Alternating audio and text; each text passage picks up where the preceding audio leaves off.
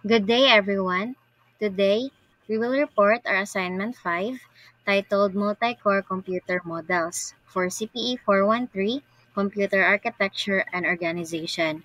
I am Mariel Miki Mapiot, and together with me is Mary Ann Remolado. In this presentation, we will discuss two examples of multi-core computer systems and explain how multi-core architecture improves performance. So let's begin.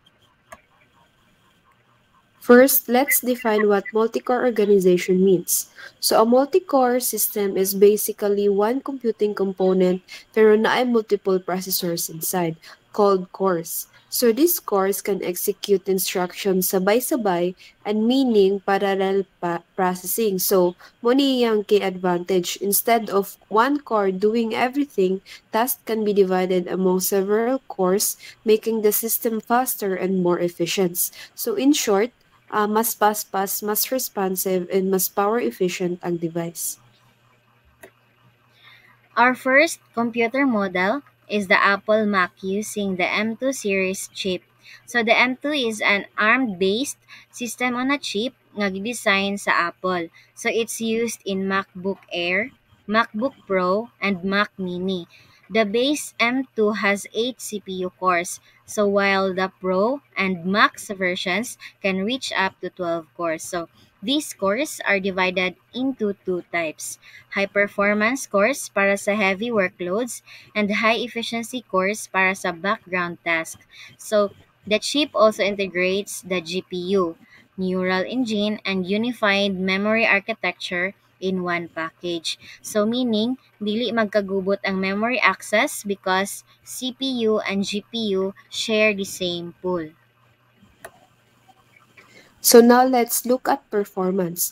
The Apple M2 really shines because of task-specific parallelism. So the performance cores handle tasks like video editing, 3D rendering, o mga heavy apps. So meanwhile, ang efficiency cores kay mo handle sa light task like notifications, browsing, o light background processes. So this keeps the system smooth while saving battery. Another advantage is the unified memory. CPU and GPU can access the same data without copying. Kaya lower latency ug mas dali ang data intensive task. So overall, the M2 offers both high power and energy efficiency. Our second model is the Dell PowerEdge 3760 server using the Intel Xeon Platinum 8490H processor.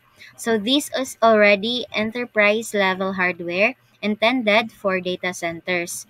So the Xeon 8490H has 60 cores and 120 threads. So grabe kadaghan ang running at a base frequency of 1.90 gigahertz.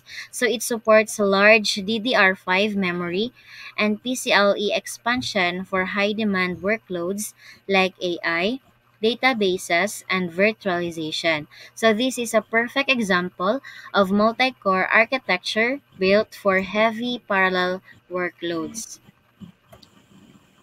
So when it comes to performance, the Xeon 8490H delivers massive throughput.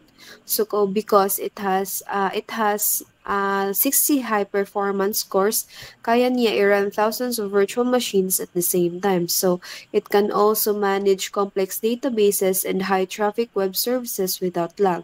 So for data centers, this means server consolidation, mas gamay physical servers needed, which reduces power, space, and cooling costs. So in short, highly reliable and low latency performance para sa daghan users at once.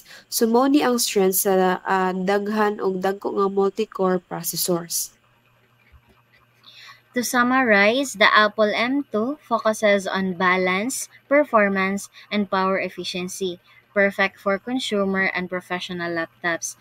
On the other hand, the Intel Xeon 8490H is built for maximum parallel processing power, ideal sa servers o enterprise workloads. But both models show how multi-core architecture improves performance through parallel execution. So multi-core technology ang reason nga nung mas fast, efficient, and capable ang modern computing devices. These are our references used for gathering specifications and performance explanation. So we use technical documentation from Apple, Intel, and supporting online sources like Wikipedia. So that ends our report and thank you. Bye!